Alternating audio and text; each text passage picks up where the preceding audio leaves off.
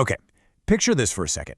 You're completely engulfed in the absolute pitch-black darkness of the Ural Mountains. It's the dead of winter, the wind, it's howling like some kind of living, breathing beast. The snow is blinding, and you are literally miles away from any shred of civilization. It's that profound, isolating kind of cold. You know, the kind that doesn't just chill your skin, but actually seeps right into your bones, right? Well, welcome to This Explainer. Today, we're not just looking at some tragic wilderness accident. We're unpacking a true, deeply unsettling puzzle that has actively defied logic for over half a century. So let's dive right into the middle of a totally impossible, terrifying crime scene. Imagine you're on a Soviet rescue team, right? You're trekking through brutal snow, searching for 9 missing university students. You finally stumble upon their camp on this desolate mountain slope, but you don't find relieved faces. You find absolute chaotic horror.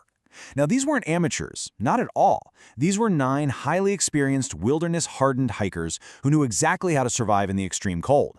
Yet something happened in the dead of night that literally shattered their minds. Something so utterly terrifying that they actually chose to flee into a freezing nightmare rather than stay one more second inside their shelter.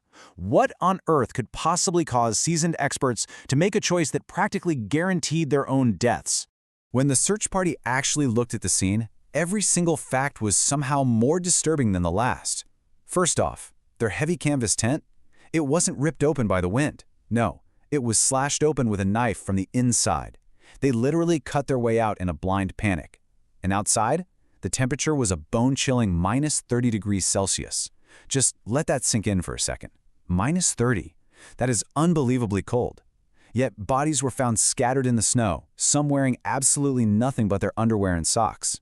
And then, the medical anomalies started popping up. One victim was missing her tongue. Others had their ribs completely crushed with a force equal to a high-speed car crash. But, and here is the most terrifying part, there were absolutely 0 external wounds or bruises on their skin. None. And to top the whole shebang off, their clothing was emitting bizarre, inexplicably high levels of radiation. I mean, what? To really grasp how deeply wrong this whole thing went, we kind of have to look at how innocently it all started. Back in January of 1959, 10 students and grads from the Ural Polytechnic Institute, led by a super-capable young guy named Igor Dyatlov, planned a massive 300-kilometer ski expedition. The goal was Gora Otorten Mountain. 10 of them started the journey, but only one would survive. A student named Yuri Yudin actually had to turn back early because of severe joint pain. Honestly, that frustrating little medical flare-up, it absolutely saved his life. By February 1st, the remaining 9 got diverted by a brutal snowstorm. They lost their bearings and made the fateful decision to just set up camp early. And it wouldn't be until February 26th that the macabre discovery of that camp would completely shock the world. So, where did they end up camping? They pitched their tent on the slopes of a very specific mountain. And get this, the local indigenous Mansi tribe actually had a name for this peak, Kolatsiakt. Translated, it literally means the mountain of the dead. Yeah, on that isolating, wind-battered slope, totally cut off from the rest of the world, that name became a very grim prophecy. As darkness fell on February 1st, the doomed group huddled in their tent against the roaring storm. And then, the nightmare began. The trail they left behind paints a picture of just pure desperation. Fleeing that slashed tent, the hikers desperately left behind their heavy winter coats, their thick boots, even their money. Investigators found their footprints in the snow, bare footprints. Some in just thin socks, running frantically for 1.5 kilometers into the pitch-black, freezing forest. Down at the edge of the tree line, under this large cedar tree, they found the first 2 bodies next to the pathetic little remains of a tiny fire. Their hands were actually burned, like they had desperately tried to grasp the flames just to stay alive. Between that tree and the tent, 3 more bodies were found, including the leader Igor Dyatlov. Based on how they were positioned, they had frozen to death while agonizingly trying to crawl back up the mountain to their ruined tent. So the crucial point here is that only accounted for 5 hikers. There were still 4 missing, and it took 2 long, agonizing months for the harsh winter snow to melt enough for the searchers to finally find them. They were discovered deep in a nearby ravine, buried under meters of snow, and, well, this exact moment is where the story shifts from a tragic wilderness exposure case to something truly grotesque, something entirely unexplainable. See, there is a stark, incredibly disturbing contrast in how these 2 groups actually died. The first 5 bodies found, the ones down by the tree and the ones crawling back, had an official cause of death of hypothermia. which is tragic, sure, but scientifically normal for those conditions. But those last 4 bodies in the ravine, they didn't just freeze to death. No, they suffered brutal, inexplicable trauma. The sheer, violent force inflicted upon these 4 individuals totally defied every single logical explanation the Soviet medical examiners could throw at it.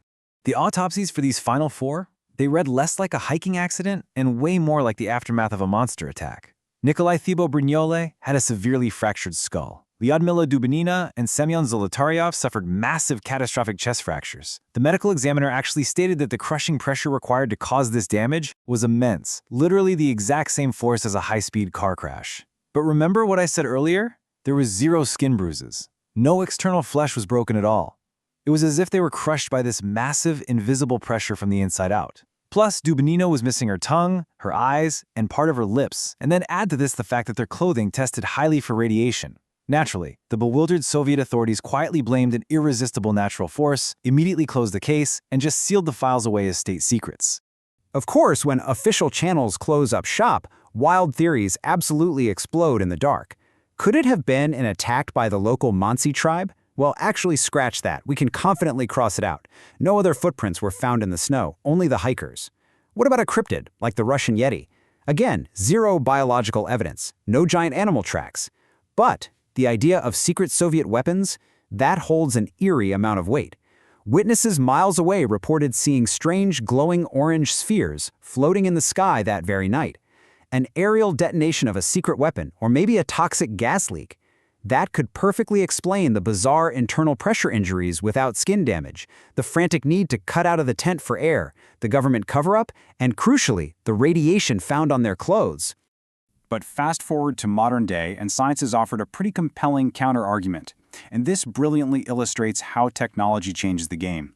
In 2021, Swiss researchers applied digital avalanche models, specifically, get this, the advanced snow animation code used in the Disney movie Frozen, to the topography of Kholat Shakil, and they proved the existence of what's called a delayed-release slab avalanche. Now, this isn't your typical massive tumbling wave of fluffy snow. It's a dense, heavy, highly compacted block of ice and snow that just shears off and drops suddenly.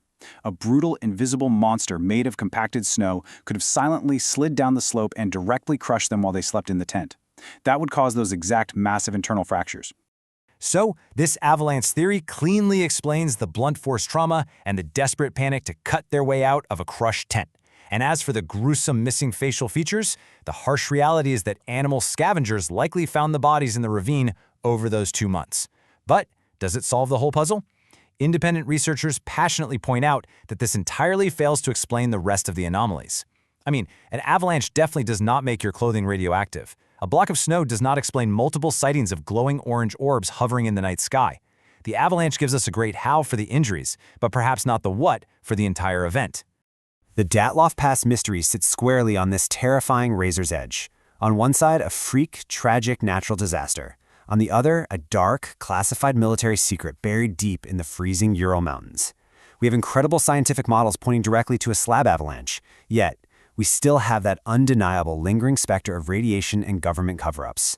So I really want you to think about the evidence we've just unpacked today. What do you believe truly happened on the Mountain of the Dead that freezing February night? It's a haunting question, and honestly, it's one that might just remain frozen in time forever.